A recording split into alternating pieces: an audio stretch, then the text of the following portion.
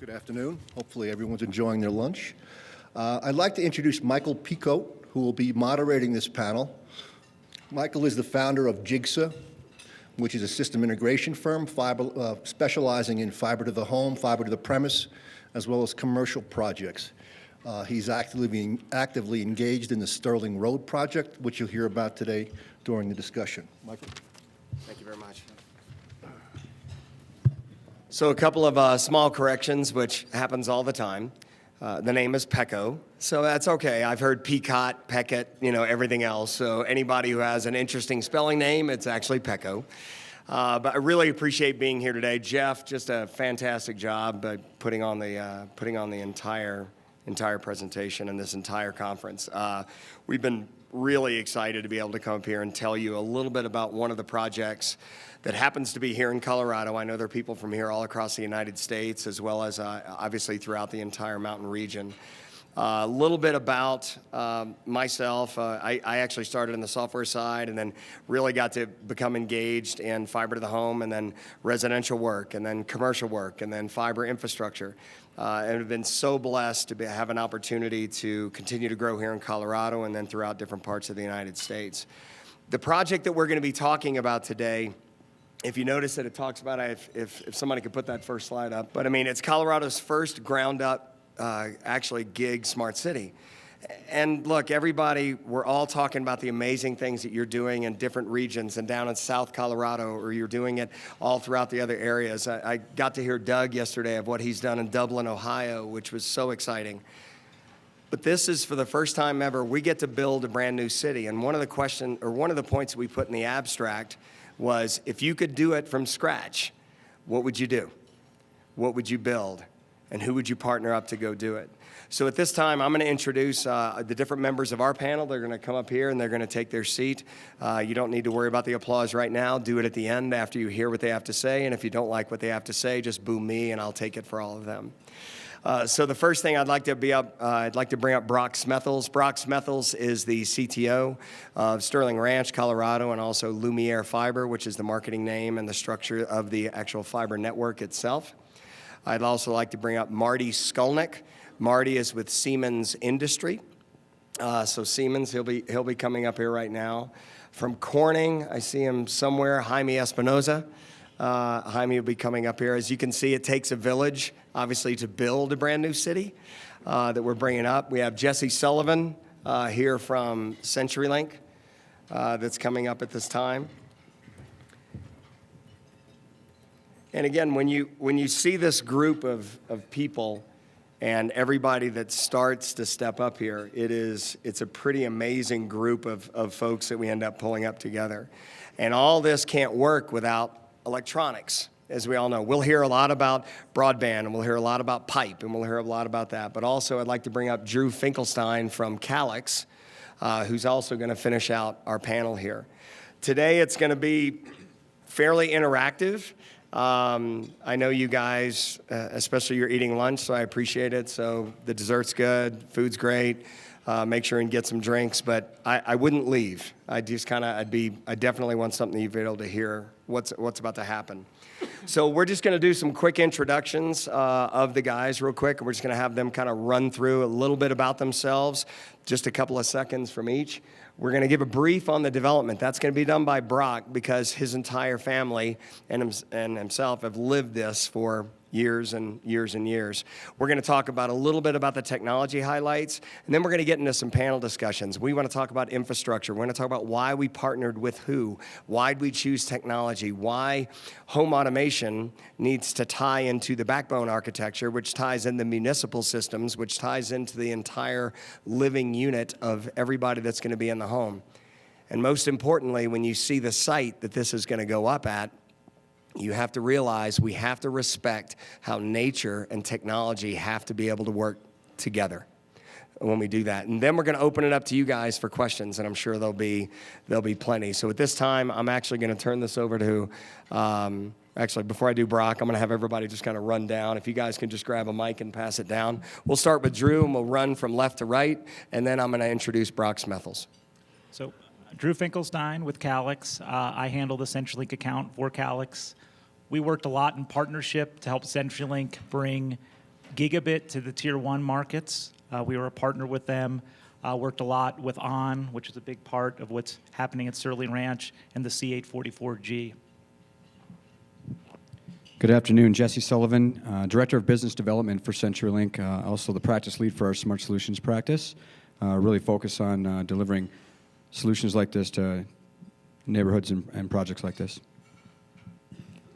Jaime Espinosa with Corning, Director of Business Development for Carrier Networks, engaged with the Sterling Ranch project for the last 6 years with the technology, engineering, solutions, and network architecture, and discussing all R&D options to looking into the future. Glad to be here. Thank you. Marty Skolnick, Account Manager with Siemens Industry. Pleased to be here. I'm kind of a newcomer. I've been with Siemens for 31 years, been in the industry for 38 years, so I guess I'm at the twilight. I work with a little division in Siemens, kind of worldwide group called Intelligent and Integrated Developments. And Sterling Ranch is kind of our flagship project here in Colorado. And I've been intimately involved for going on 4 years. It's been just an elaborate and wild, exciting technology ride. Good afternoon, Brock Smethills, CTO of Sterling Ranch Development Company and COO of Lumiere. Been involved with the project full-time for 4 years, but as Michael said, lived through more than that. But essentially, one of the visionaries behind putting a lot of this team together along with Michael. So look forward to talking about it. So at this time, let's kind of get to a little bit of meat of it. As I said, we already kind of went through who the folks that are up here. At the end, there will also be some email connections to be able to do it. I'm going to invite Brock up here to the podium. Also at the end, there's going to be another email that if you have some additional questions, you're able to do it. And then as you learn a little bit more about the project, we've kind of created an impromptu tour tomorrow.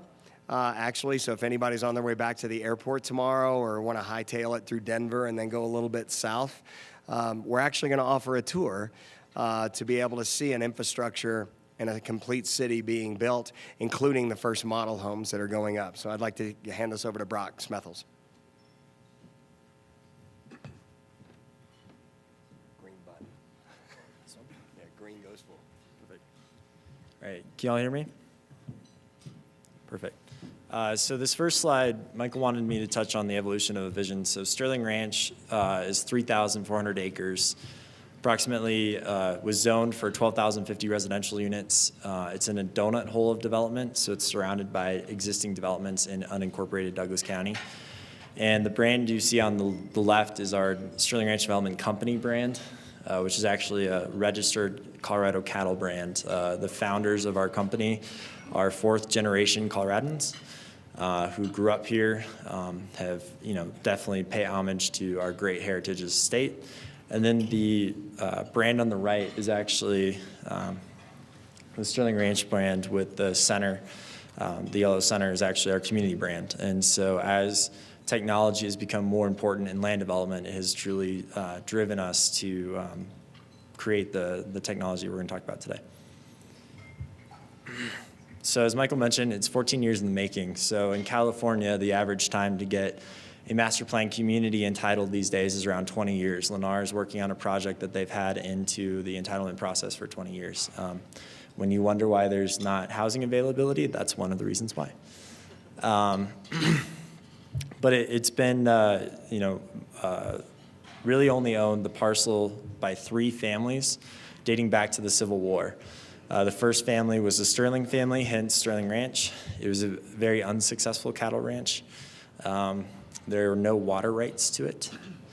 And then the second owner was a developer, Frank and Joy Burns, who, if you are familiar with the University of Denver, they endowed the Burns School of Real Estate. And then our family is the last owner and the current owner.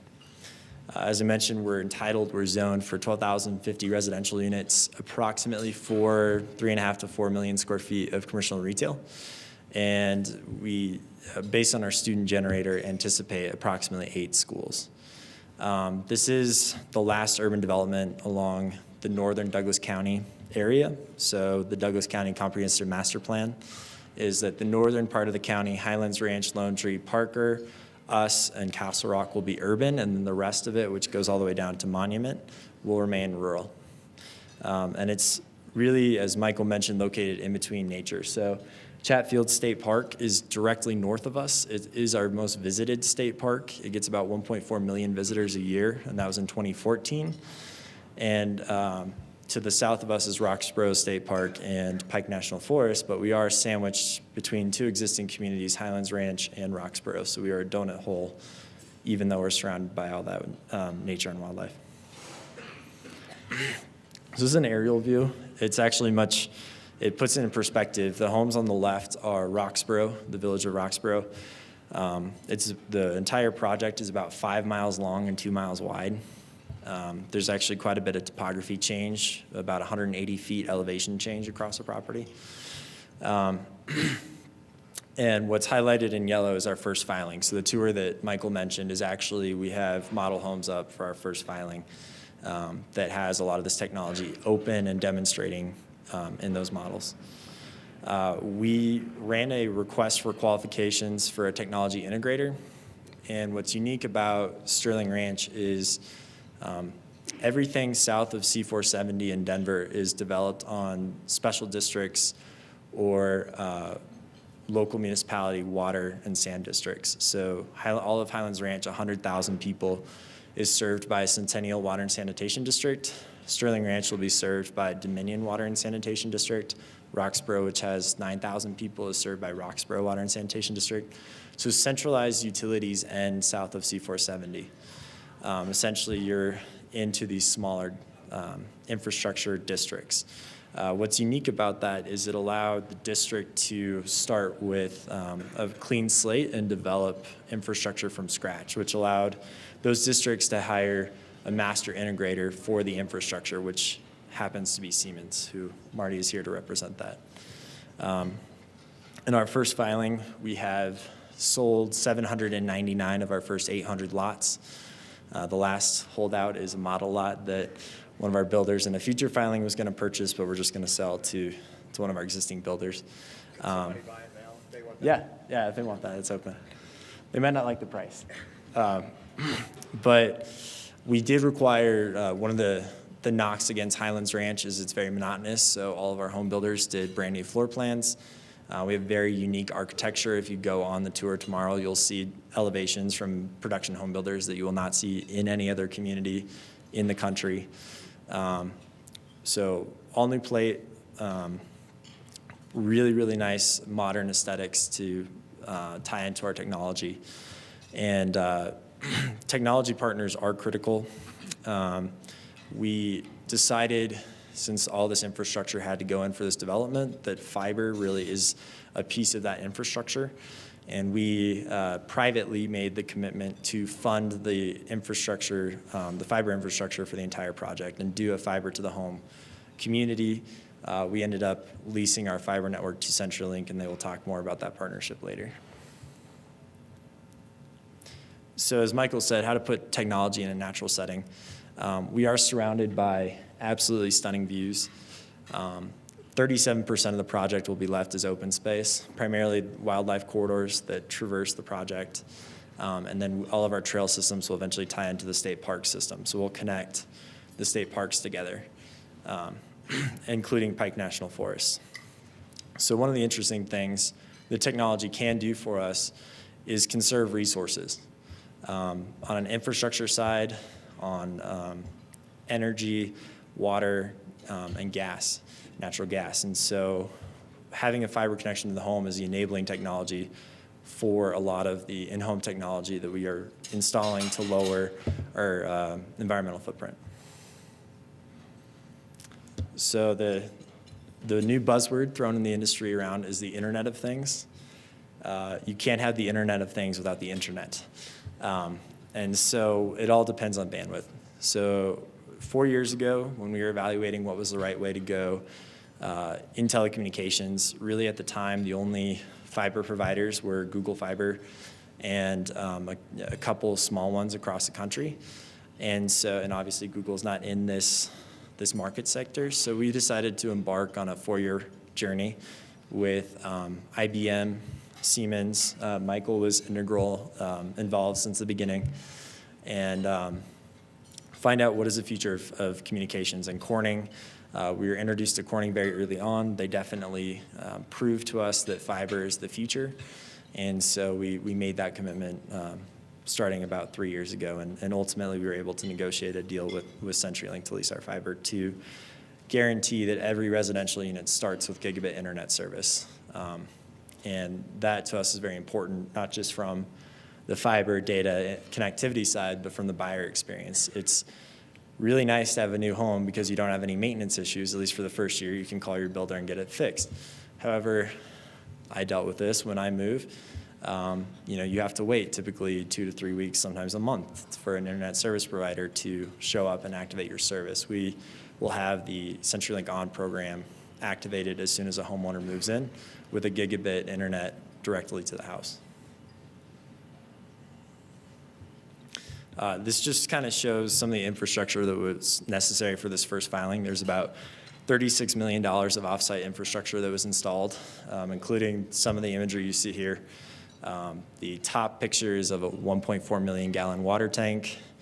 The picture below it is a 96-inch reinforced concrete pipe. That's why those people look so small next to it.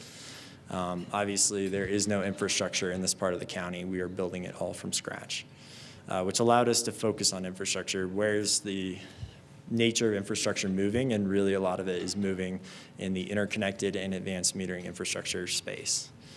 Part of that was, as developing our relationship with Siemens, we went and saw some of our sister communities, including the city of Vienna has a smart city called Aspern. It is a redevelopment of their airport, similar to Stapleton being a redevelopment of our old airport. And they have deployed a very similar architecture, network architecture, for command and control of utilities, and we based a lot of our platform off of that. We definitely want to be on the cutting edge, but not the bleeding edge. We want someone else to do the bleeding first, and then we'll follow on behind. But a lot of that came from design, working with Siemens, and it's one of the questions that Michael asked me to address was, what would I do differently? Things never move as quickly as you would like them to. Obviously, when we embarked on this 4 years ago, we thought we would be able to resolve all of these issues in 2 years, and we're still resolving issues on the network on a day-to-day basis. So it never goes as smoothly and quickly as you'd like it to. This shows, this is an aerial looking north towards the city. So we are, all those trees, that's the state park, and all the infrastructure you see being installed is this first phase. It's about, like I said, 800 residential units.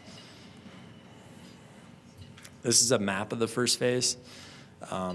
One of the things I do think is unique is diversity in housing. So I spend a lot of my time looking at demographics, both for Denver and for the nation.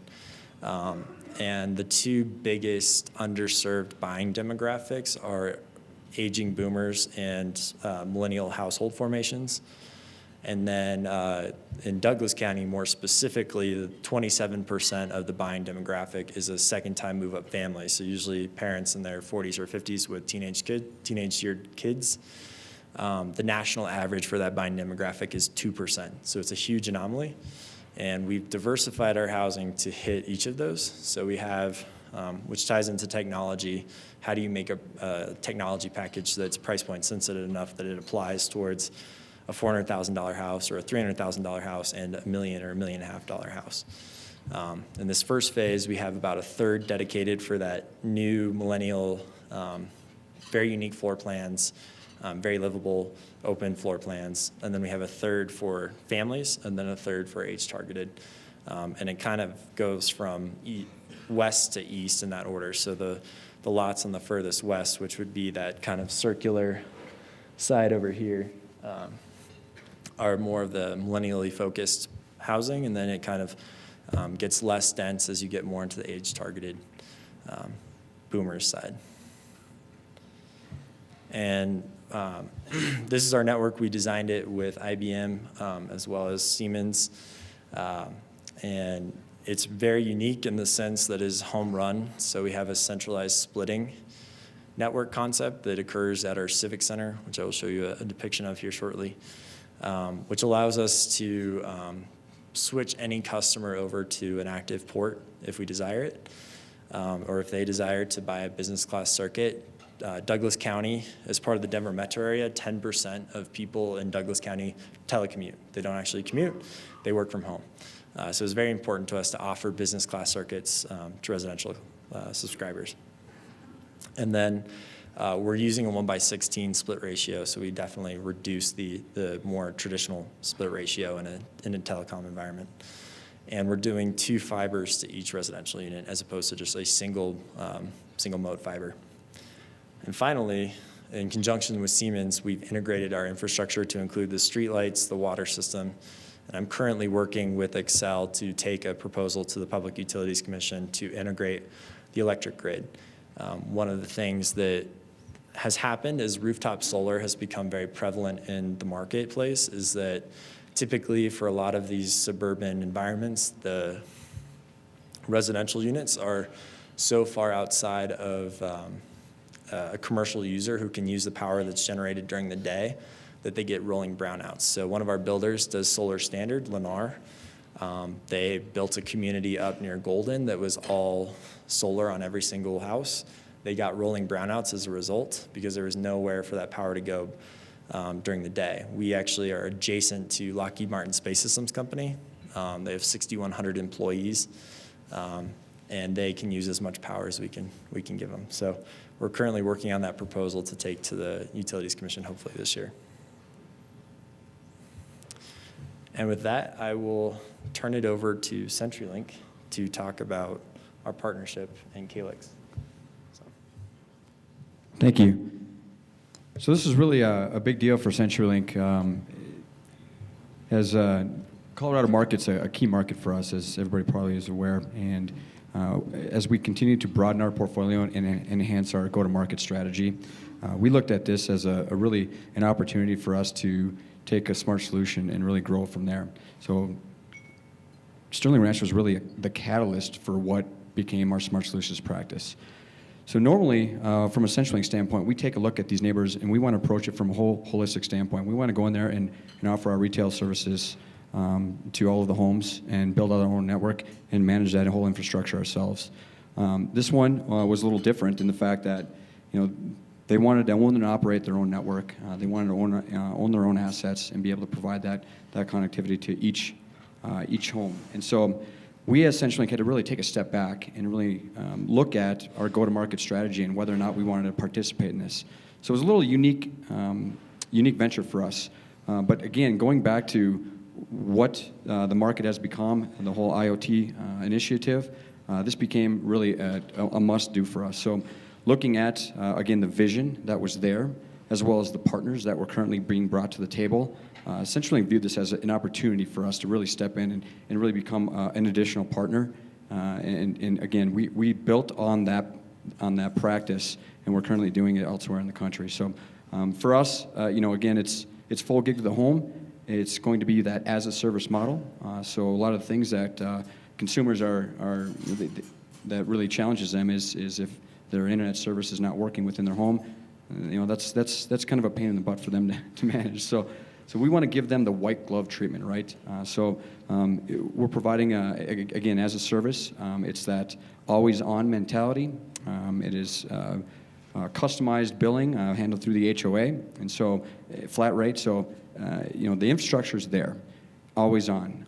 Again, if they so choose to order ancillary services that CenturyLink has to offer, such as our Prism TV and our VoIP services, they can do that with a swipe of a credit card, and they're already turned on and up and running. So we're trying to make it as easy for the patrons as possible for the network. So, again, easy upgrade path.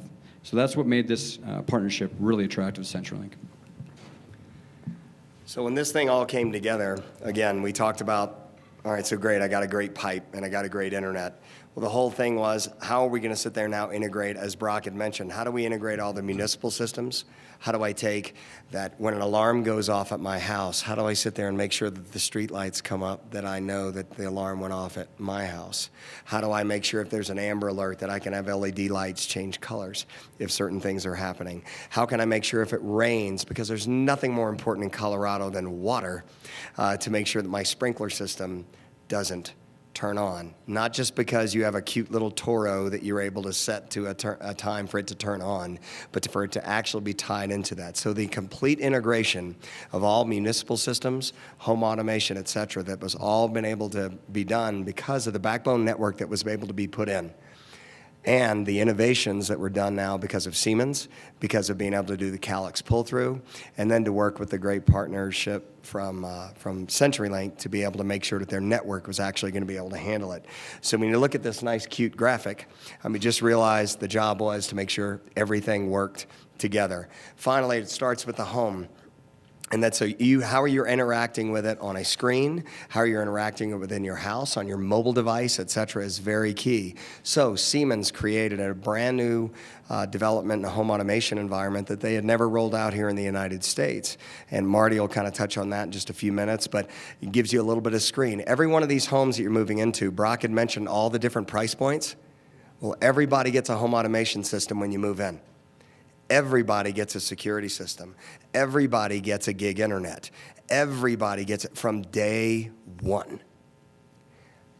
The white glove comes in as we show up with donuts and flowers, that we're able to be there on the first day, and we're able to say, you want Prism, you want this, you want IPTV, do you want these other services? All we have to do is light them up, throw the kid in the basement, let them watch it while the moving trucks are moving in. One of the things that Brock had mentioned earlier is partnerships. One of the ones is that he's very tied. Brock actually was a graduate with ridiculous honors from Vandy, and we actually have a few different interns that are coming in from Vandy this summer. But Vanderbilt University is very tied and integrated from both the energy side, water, and we're bringing on, as Jiggsa, we're actually bringing on fiber interns this summer to work with CenturyLink, with Corning, with Calix, as we sit there and deploy this entire network. So it does nothing more than take these young adults that really want to learn what's really going on, how to build a city from scratch and how to actually do it. Finally, when you're walking in, you saw that great picture that had earlier, taking technology and nature and tying it together.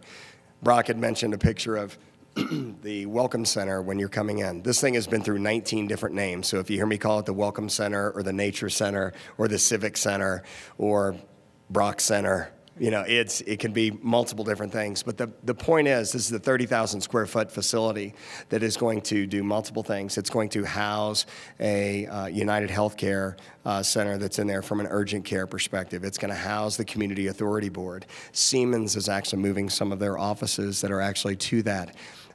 In addition to that, that's where our CO is going to be built, our hardened CO that'll actually be within that building. And from a technology perspective, you want to see the newest stuff that you can get because of the backbone that we have coming in.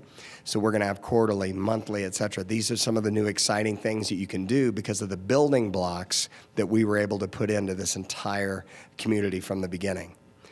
This is a great quote where you end up saying, the wonder of today, thoughtful commitment of the promise of tomorrow. How many of you guys have seen the video Day of Glass? So we got a few people. I know Heather, you just showed it. I know. So, but when you end up talking about the Day of Glass and it talks about everything that Corning can do, and you see a lot of Minority Report stuff, and you see all the really sexy things you can put in glass and the counters. Well, that's awesome. What we're trying to do is we're trying to show you that Sterling Ranch is actually the today of glass. This is actually some of the things that are really possible today.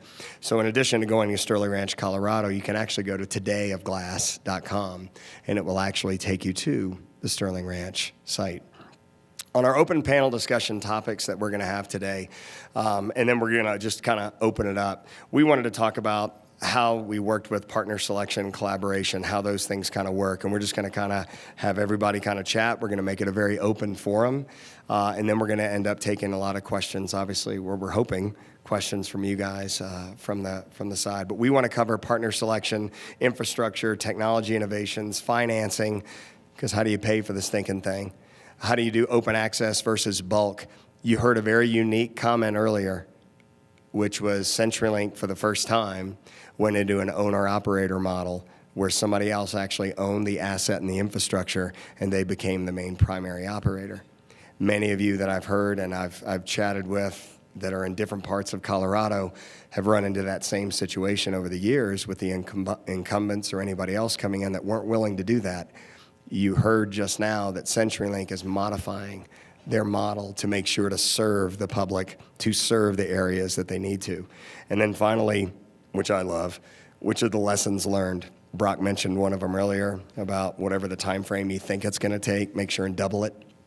But there'll be different ones from, I think, from the different members of the panel that we're able to go do. So with that, I'm going to kind of turn it over a little bit. So when we looked at partner selection, so guys, I'll just ask you this. So we had Corning in originally. We went out to an RFP. We had Siemens and we had Cisco and we had Johnson Controls and we had everybody and we looked at Siemens. So when I look at Brock, you were on the selection committee. Why the heck did you decide to finally pick Siemens as part of this, you know, as part of your partners? Yeah, so Siemens is in a unique situation since a lot of the infrastructure going in will ultimately be public infrastructure. There was a full public request for qualifications for a technology integrator that was submitted, nationwide. And as Michael alluded to, there were several respondents to that RFQ, and ultimately Siemens was selected. And there's a majority or a variety of reasons for that. But one of the biggest ones was our concern was if you standardize on a command and control system for infrastructure, you want to make sure it's serviced. You don't want to pick a company that may or may not be here. Siemens has been here for, 150 years, 200 years? 165, yeah. And then on top of it, one of our principals was CFO of Coors, and the Coors Brewery is still using SCADA that Siemens installed from the 1970s. That communicates with new devices today. So they consistently maintain systems and do not let them age necessarily and make sure they are both backwards and forwards compatible. And that was really the big differentiator from some of the other companies that responded who were more wanted to act in a consulting role as opposed to, no, we actually have a solution for you. So. And from an infrastructure side, Marty, I have a question for you. It's very easy for Siemens to suddenly say, well, we're Siemens. We do everything. We're Honeywell. We do everything. We're Alcatel-Lucent, Nokia, //. How did Siemens approach this? So did you approach it very much from all right, look, these are all of our products, and this is what we can do, and then we have to go out and fill the gaps? Or how did you approach it as a partner with Sterling Ranch? Good question. So our vision of a technology partnership is a little bit different. And Michael, I think the industry term for that with big companies is arrogance. And Siemens certainly has. He said it, not me. Yeah. Siemens certainly carries a bit of arrogance. But from a technology partnership perspective, we actually looked at it from an inverse perspective. And that is, let's understand the use cases for the development, right? We're engineers and technologists. Somebody has to describe for us what the behavioral patterns and the use cases of the technology are, and then we go out to the marketplace and find the best and most appropriate technology for that solution. And that best and most appropriate technology covers a lot of things. It covers integration, communication, where that product is in the life cycle of its product life. Does the company back it up? What kind of warranties do they have? Just a whole bunch of different things to qualify to be a recommended product. We consider our role product agnostic, which is very unusual for a global manufacturer. So what % of your product was actually used in the entire, so now we're talking about Muni systems, lighting, et cetera, home automation that you had to create and to be able to do. About what %, and I know I didn't go over this with you earlier, so go. It's about 20/80, 20% Siemens products, and those are primarily on the electrical distribution, electrical load center, electrical monitoring side, and not entirely. The backbone is the Siemens SCADA backbone, and then most of the other products are third-party products. And I want to make a point here. Probably the most important thing to me being engaged in intelligent and integrated developments and infrastructure is the need to be able to collaborate in the worldwide marketplace, right? Siemens or Honeywell or pick any other major Fortune 100 companies cannot do it alone. right? There's so much going on development, product development, software development, network development, IoT development. No one company can do it. And quite frankly, the key to our success to date is collaboration, not being a global company. Thank you. So for anybody on the panel, you guys can jump in. So I wrote down this, and it was actually an interesting little flow chart, and I thank Tim for reinventing my flow charts. I mean, that I work so closely with him on with CenturyLink. But where you end up having to say a municipal system has to talk to, okay, the home automation system, which talks to the security system, which then goes out and collects this data, and then it has to be encrypted and sent out VPN this way, et cetera. So I'm kind of looking at also the guys to the right of you. So I look at Corning, which is the backbone of what we were able to do, which, you know, an all FlexNAP design that we ended up rolling out within Sterling Ranch. Again, you had heard earlier, it's an all home run network, which a lot of people, what the heck are you doing? Not to mention what the heck are you doing and why are you doing it with 2 fibers, much less 1. Realize that from an asset perspective, we just really felt when we were designing this to really be able to go out in the future, this was the way to do it. And if you, look, the most expensive thing is opening up the stinking ground. And so ultimately, ground's open. I'm going to order 2 things from John Moore over here from Corning. And so we're going to double up some of the size of the BOM, you know, of some of the things happening. But now all those systems that are tying together, we're flying over Corning, right? So we're flying over your Corning network. But then I've got to go through a Calix ONT or an active solution. I've got to get back to the OLT to be able to communicate out to Siemens via VPN. So how the heck did you 3 guys work together and collaborate with him on the end to make this thing happen?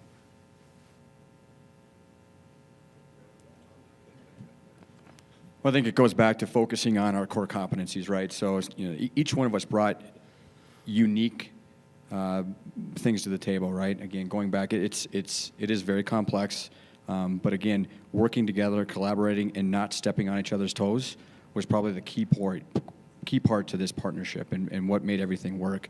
So from a CenturyLink's perspective, you know, I'd like to think that it sounds easy because we're really just bringing our network, and that's something we've been doing for years, many years, and then managing the network, right?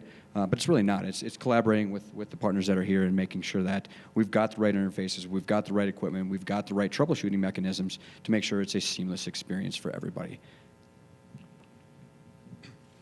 Thank you, Mike. So a little bit on the Corning approach to the smart city application. So for us at the beginning was the vision that Sterling Ranch has on the smart city home development. So at that point, I want to bring down, you know, the conversation to the infrastructure. To some extent, right, the network infrastructure is agnostic of the application. So any project, right, particularly Sterling Ranch, the investment at the moment, significant investment on that infrastructure, but the vision was that asset is going to be there for the next 30, 50 years. So that asset and that network should be, you know, the architecture and topology should be flexible, you know, enough to take on all the smart applications that are coming to the future, not just in the next 3 to 5, but 10, 20, 30 years down the road. So that's the vision that captured in our team, right? Engineering services, R&D, and some other divisions within Corning all give the attention to the project and engage, you know, for the last 6 years just to this point. So that's just to put down because that is scale, right? It's scale not just to the homeowners development inside and outside plan, but also to the municipal space and the combination, right? The asset, the network mesh, the ownership of that asset, and all the applications that are going to run through are critical. So that was the starting point for us. From a Calix perspective, one approach that we always take, and if you ever got to hear from our CEO, is we want to help CenturyLink's customers be successful. So that's always the approach that we take to things, and that's the products we build. We look at the customers, what do they want, what's the experience they want, and how do we make sure our technology delivers. And then with CenturyLink, how do we work in partnership to help them be successful? Obviously, there are a lot of unique requirements to this project. And, you know, we worked in collaboration with the CTO team to kind of work through some of the VPN things and the issues, to make the home automation system work, which is unique to the CenturyLink ecosystem. So when you talk about a unique market, one of the things that Brock did, and so as I'm tapping on the infrastructure pieces, one of the things that Brock decided to do originally in this, and we were in our original discussions, we're saying, I'm going to own this network. And he never wavered from that and says, I'm going to go do it. And we had met with CenturyLink and also your other incumbents and to discuss the possibility of that. Well, one of the things that you stuck by your guns with that. So you hear a lot about open access networks and you hear about that kind of a possible experience and you hear that. Why did you decide that I'm going to own this and I'm going to own this experience and this is what I'm going to do versus, hey, wait a minute, I got this bad boy home run network that all I got to be able to do is switch it around. Why did you decide that you wanted to create Lumiere, which is, again, the overarching brand of the fiber network that's going to be held at Sterling Ranch? But why did you decide that that's what you wanted to do? Hello? Okay. A couple of reasons. So, I think one of the things I'd like to talk to real quick about infrastructure for a lot of the munis in the room, something to consider. So, all of our infrastructure, whether it's gas, electric, or water, are all designed for peak. They're all designed for that everyone's using their peak capacity all at once. One of the ways I see fiber and interconnectivity being a cost offset to municipalities is being able to shed peak loading. So to your question, why not do an open access network? There's a lot of provisioning that we have requested of CenturyLink, and they have been more than willing to participate with us on, that allows, for example, the water district to get real live water utility information. Why is that important? The water district is completing a $36 million, 8 million gallon per day treatment plant. Every single treatment train of 1 MGD, it doesn't build for peak loading. It saves the ratepayers $4 million in tap fees. Or the same is true of Excel. For every load that they can shed off peak, it keeps them from adding an additional transformer at a substation that gets passed through the ratepayers. So there is a huge saving from an infrastructure utility side opportunity, and we kind of saw that with Siemens of being able to effectively manage, particularly since we operated in a regulated monopoly for Excel, but for water, there was the opportunity to tie the water district into it and lower peak demands potentially through smart automation. And you had mentioned the white glove earlier, and actually I think, Jesse, you might have even brought it up, and I've heard that from Brock for the past 6 years. But when we talk about the experience that you wanted the homeowner to have, you touched on it earlier, is that I want to be able to move into my house and I want to be able to live. I mean, from day one, the last thing I want to do is go, crap, I don't have this thing turned on, or I don't have this, or I don't have that. So from that experience perspective, did you look at that by selecting a single provider to be able to be running that and bringing in from a sheer bulk perspective? Why did you decide CenturyLink was the right partner for that to be able to overset that white glove? Absolutely. I mean, I think it was important to get a pretty substantial commitment from the service provider to provide that white glove service. When you try a lot of new technologies, there are bound to be bugs. There's bound to be issues. And the concern was is if you have 2 or 3 or 4 different providers all providing a service, your customer is going to be confused which one to call. And based on historical data that you and I looked at during the process, it seemed that a lot of open access networks tended to become a race to the bottom, not a race to the top, of how cheap and how slow can we go, not how fast and quality can we get our services to be. So, we kind of figured standardizing, you set the minimum. So we're setting the minimum. You set the bar here, right, versus starting here and then seeing where it goes. Right. So we set the bar at gig service to every residential unit. One of the things we discussed with CenturyLink when we were in our contractual discussions was, when you open up a new service of 2 gig, 3 gig, 4 gig, it needs to come here first because we have that bulk bargaining ability on behalf of our subscribers. So, that definitely allowed us to dictate terms more so than if you had an open access network. So a couple other things, and then we're going to open it up. One of the key questions, especially from a lot of people, we've heard a lot of people talking about I mean, yesterday we heard people talking about DOLA funds and this fund and that fund and where do I go get money and how do I get grants and how do I go get cash? So Brock, I got a good one for you, which is going to be the structure here and to be able to build a city from scratch. And if you remember that picture with the amazing view of Denver behind it, and just imagine if you were looking to your left and you have the foothills, and over your right shoulder, you can actually see Pikes Peak on a nice clear day. So it's a beautiful area, but that's a whole heck of a lot of dirt, a lot of moving. So you needed to take advantage of joint trenching arrangements, utility, public, as well as private kind of work. How did you work together to put that kind of funding together? So to date, the equity investors in Sterling Ranch have contributed over $90 million, dating back to 2003. In addition to that, to build the infrastructure, there have been 2 municipal bond issuances, one that closed in December for $83 million, and one that closed in December of 2015 for $23.5. And in conjunction with that, our builders just in the raw land development have invested about 115. So combined, there's been roughly about a $300 million investment to date. To get a large project like this off the ground, it requires a substantial capital investment. Obviously, the equity partners contributed quite a bit, but we have a unique structure in that the market demand is high enough that we were able to get the builders to pay for a fully finished lot up front. So let me get that straight. The builder, I haven't even moved dirt on the lot, you haven't even turned it over to me yet, et cetera. I have to write a check for the lot.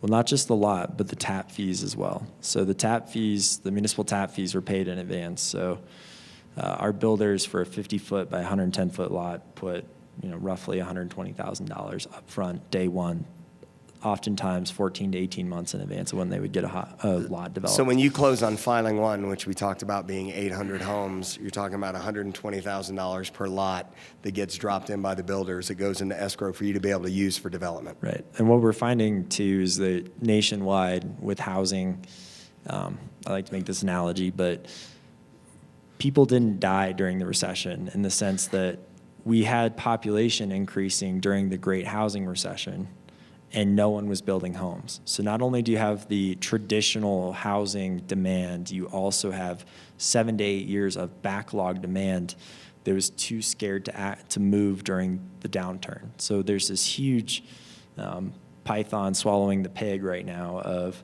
a huge demand in housing. And the latest statistics I've seen is that generally, there's 30,000 residential units available on the market in the Denver metro area on average, and right now there's like 7,000. I mean, it's just extraordinary. And one of the I don't things- know how long that market's going to last, and so part of it is developing for the future.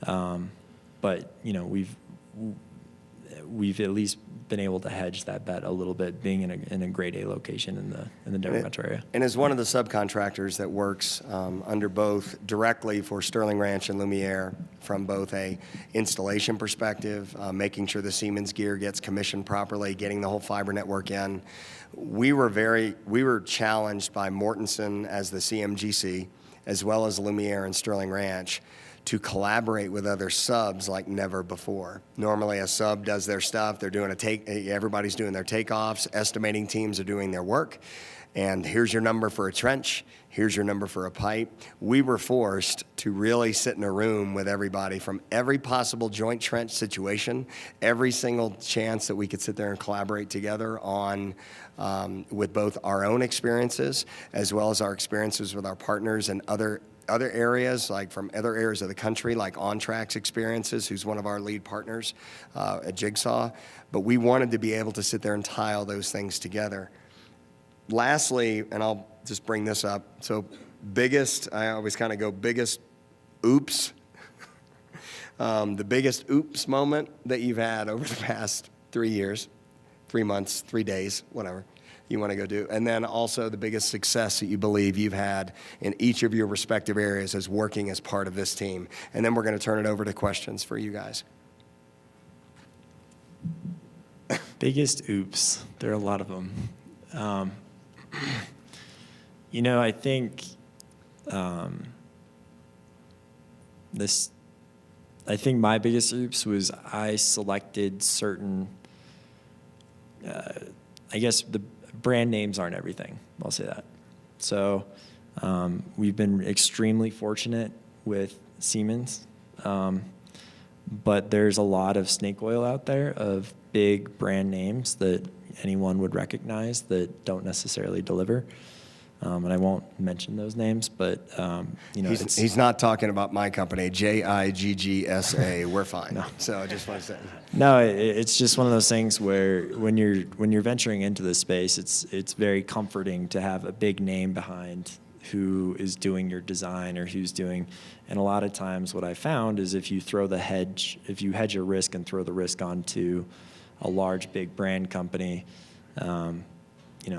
a lot of times the best manager is yourself, not necessarily. So it's the guys you have really in the trench versus necessarily the name you trust that has the greatest website. And I would say the one exception to that so far has been Siemens and CenturyLink. Yep. Those are the only two exceptions, that I've seen so far. So, and biggest I'll say Corning too, because since you're sitting here, so. That's right. But biggest success, I would say, getting our first models out of the ground. We're going to start construction on that civic center that Michael showed you in June, and then finally, Sterling Ranch, the water district that is the water provider for Sterling Ranch, has been involved in a water project called WISE for some time. So, just a little bit of history about the project. The reason Sterling Ranch never developed when Highlands Ranch, Parker, and Castle Rock did is Highlands Ranch, Parker, and Castle Rock all developed on Denver Basin aquifer water underneath them. Sterling Ranch has none. And so Frank, when he bought it, was going to use Two Forks as his water supply, and that never came to fruition. So there's been a push recently to bring Douglas County onto renewable water. And so Dominion, the water provider for Sterling Ranch, is currently the largest subscriber in the WISE project, which is the South Metro Water Supply Authority, which is Dominion, Castle Rock, Parker, Meridian, East Cherry Creek Valley District, and Denver and Aurora Water to bring renewable water for the first time to Douglas County. And so Dominion's been instrumental in that. That would not have been possible without having a large master plan community that would bring enough infrastructure to the valley to pull that whole thing through. So that's been a huge success. As Brock hands this to Marty, I want you guys to understand something in the state of Colorado, for the people that live here or not. Rainwater harvesting until recently was illegal. Therefore, you couldn't put a bucket out, catch some water, and then go pour it on your flowers. It's been illegal. One of the things that Sterling Ranch did over the years is actually work with legislation to actually change water law. And so therefore, it was going to be the first pilot project that was able to capture the water that dropped on site, treat it, and then actually be able to reuse that water to actually work on all of the common space grounds from an irrigation perspective. So to Michael's point, the landowner, which is our entity, the water district, and then the Colorado Water Conservation Board piloted a study to evaluate rainwater harvesting.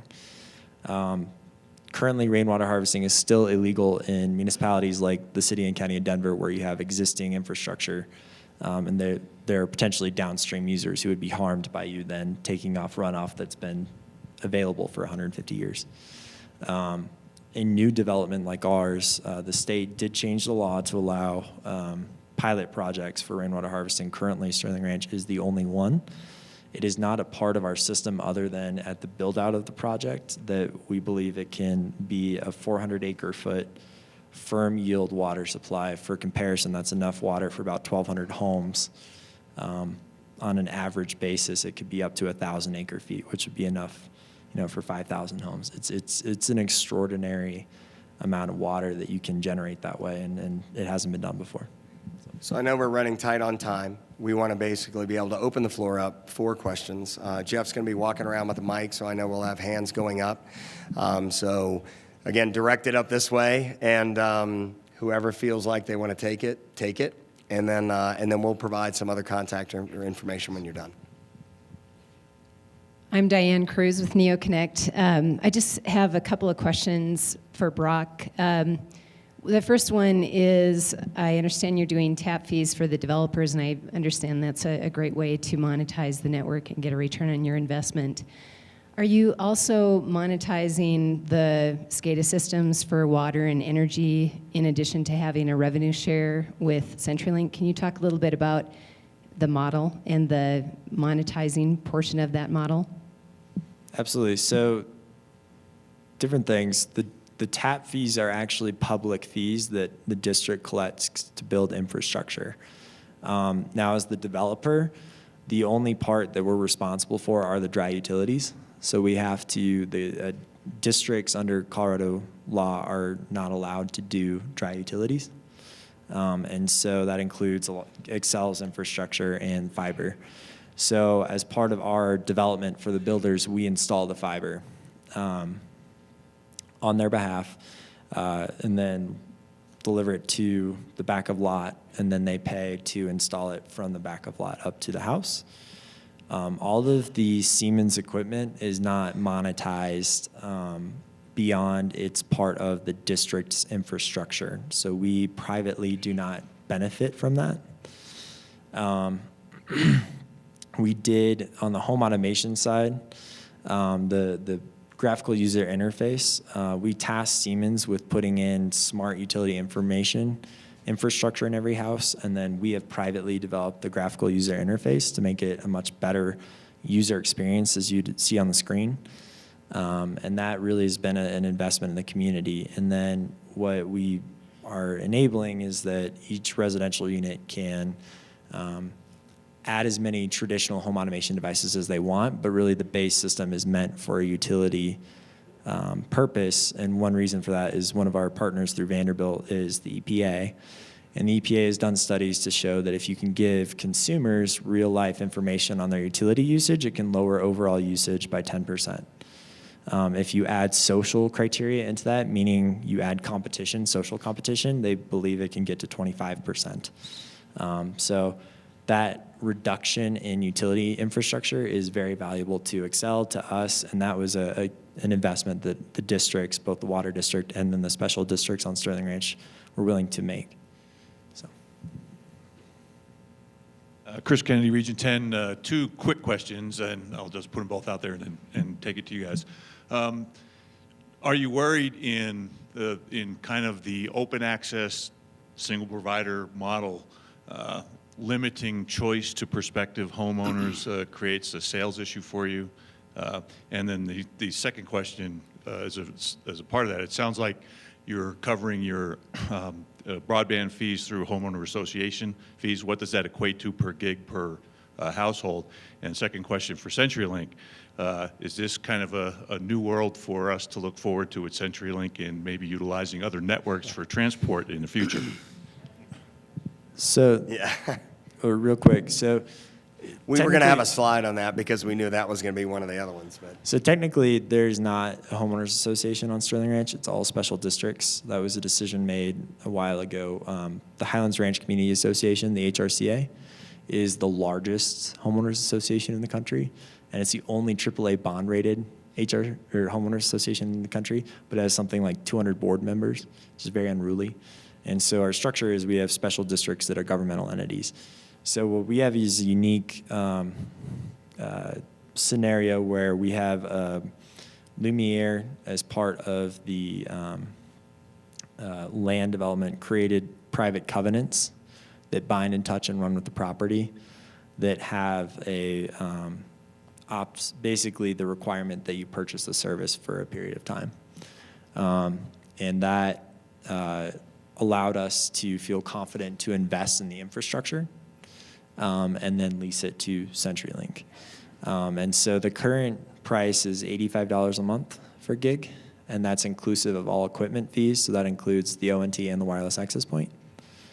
And that was determined in conjunction with CenturyLink. To add on top of that, anything that's ancillary purchased on top of what the gig provides, such as Prism TV or VoIP services or anything else, that's at an additional charge. That said, to answer the second question, I can't believe it only took made it to the second person before it was asked. So,